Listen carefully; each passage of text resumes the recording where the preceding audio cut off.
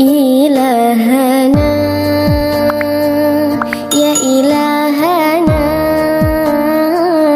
يسر لنا أمورنا.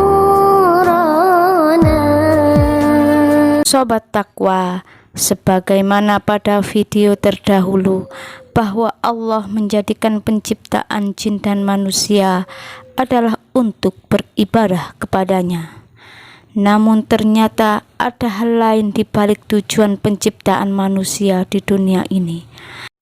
Hal ini menandakan betapa besar kasih sayangnya Allah terhadap bangsa manusia dan menunjukkan kekuasaannya kepada seluruh makhluknya, bahwa Ia maha berkehendak dan maha tahu atas apa yang Ia perbuat dengan menciptakan manusia sebagai khalifah atau pemimpin di muka bumi ini, sebagaimana dialog yang pernah Allah lakukan kepada para malaikat. Pada Quran surat Al-Baqarah, Allah berfirman, A'udzu billahi minasyaitonir rajim. Wa idz qala rabbuka lil malaikati inni ja'ilun fil ardi khalifah. Qalu ataj'alu fiha may yufsidu fiha wa yasfiku dima wa nahnu nusabbihu bihamdika wa nuqaddisu lak. Qala inni a'lamu ma la ta'lamun. Ingatlah ketika Tuhanmu berfirman kepada para malaikat, sesungguhnya aku hendak menjadikan seorang khalifah di muka bumi. Mereka berkata, mengapa engkau hendak menjadikan khalifah di muka bumi itu orang yang akan membuat kerusakan padanya dan menumpahkan darah, padahal kami senantiasa bertasbih dengan memuji engkau dan mensucikan engkau. Tuhan berfirman, sesungguhnya aku mengetahui apa yang tidak kamu ketahui. Adalah sebuah dilema penunjukan bangsa manusia sebagai khalifah pada saat itu, di mana malaikat sangat mengkhawatirkan jika kelak manusia sebagai khalifah, maka mereka akan membuat kerusakan di muka bumi. Mereka akan menumpahkan darah sesamanya. Namun Allah lebih tahu daripada apa yang malaikat tidak tahu. Oleh sebab itu, Allah menciptakan manusia sebagai makhluk yang sangat mulia, sempurna dan sebaik-baiknya. Dari segi material, manusia juga dimanjakan oleh Allah dengan aneka ragam kenikmatan yang terbentang dari segala arah, hamparan daratan, lautan, dan udara beserta isinya untuk dinikmati oleh mereka. Dalam Quran surat Al-Isra ayat 70, Allah mengatakan, A'udzu billahi minasyaitonir rajim. Walaqad karramna bani Adam wa hamalnahum fil barri wal bahr wa razaqnahum minat thayyibati wa faddalnahum ala katsirin mimman khalaqna tafdila. Dan sesungguhnya telah kami muliakan anak-anak Adam.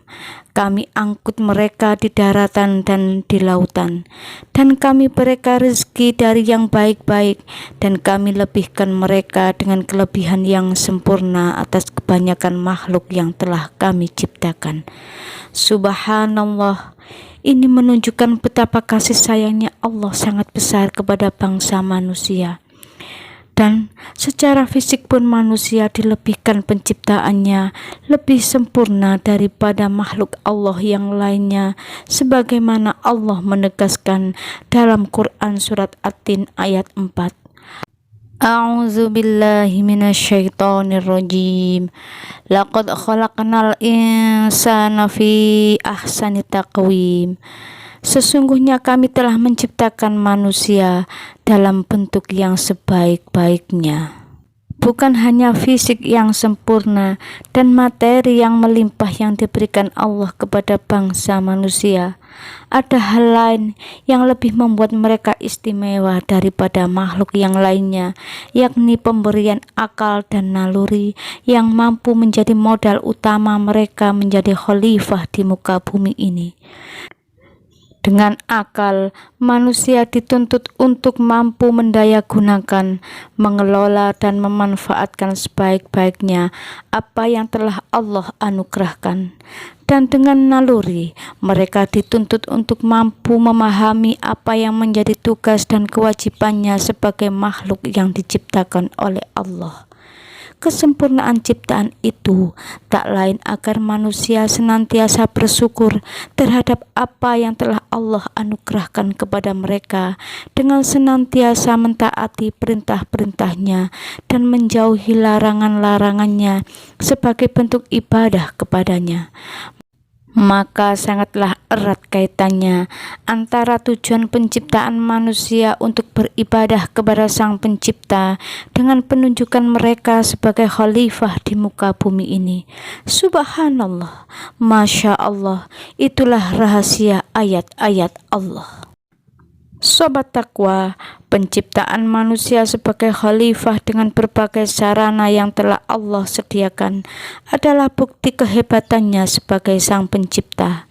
Bagaimana tidak, ia tidak hanya berkehendak di satu sisi, namun juga bertanggung jawab sepenuhnya memberi perangkat-perangkat, sarana-sarana yang dibutuhkan manusia ketika menjalankan sebagai khalifah nantinya.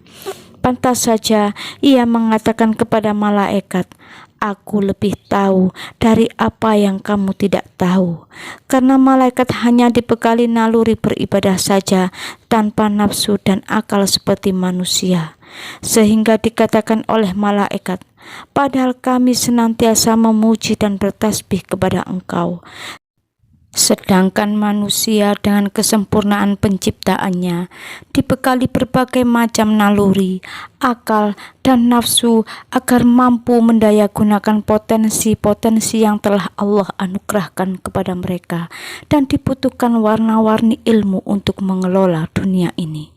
Itulah eloknya kehidupan hidup ini yang telah diciptakan Allah ketika bangsa manusia menjadi khalifah, penuh dengan aneka dramatisasi tingkah laku makhluk yang diciptakannya. Manusia, jika ia menggunakan anugerahnya dengan sempurna dan sebaik-baiknya, maka ia akan lebih mulia daripada malaikat.